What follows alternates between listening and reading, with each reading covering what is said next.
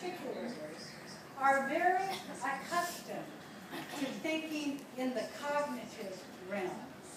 And I think, even with all the creative things you are doing prior to college, when students come to the college or university, it's like we don't pay attention to that, all those things anymore. It's just what you're thinking. But what researchers have found is that the brain operates in such a way that it is not just thinking. For example, emotions can overrule thinking in many cases.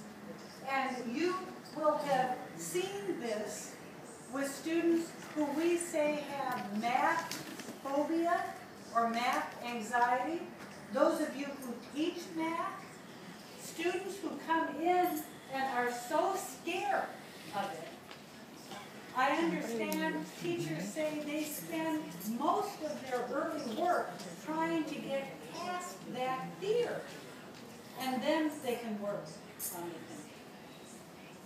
I want to share with you my own personal experience here in Colombia. Because I don't know Spanish, I find myself in the restaurant of my hotel trying to do simple things, like get a bottle of water. And because I don't have the language, I find myself feeling so stupid. And I know I'm not stupid, but that's how I feel. And I'm so sorry I didn't learn more Spanish before coming here. And then when I get nervous and scared, I can't even remember to say gracias, which I know. And it's because my fear gets in the way. But I want you to know that everyone in the hotel, that's where I stayed, has been so helpful. And it makes me feel very good about your country, Colombia. And I know that in the United States, we're often not very helpful to travelers. And I'm going to continue to try to be more helpful. So if you come to the United States, come visit me and I will help you.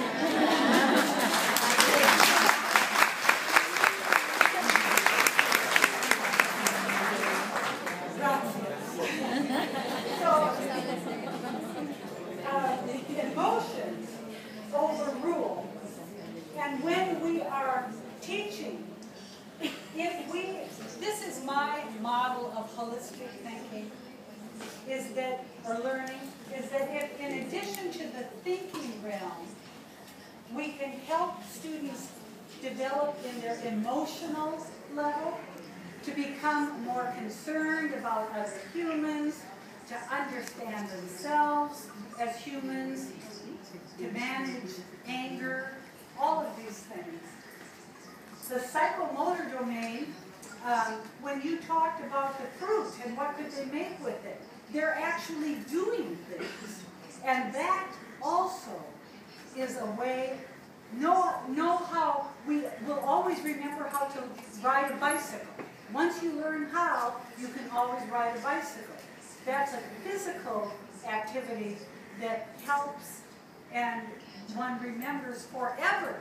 The activity in the back of showing B and D with right and left hand, that's using a physical activity that a student can then connect it with that physical activity that always remember it. I also include the moral domain, though in many college classes, teachers would say, we don't need to be responsible for that.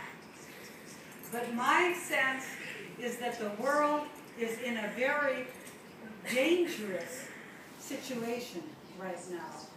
and that everywhere we can, if we can help students develop the ethical and moral choices and their sense of responsibility as individuals within larger contexts, we will all benefit from students who grow up and make more moral choices, because the world is tough and needs all the help we can get. In my own classes, I try to be holistic, for example, by using lots of media in my lectures.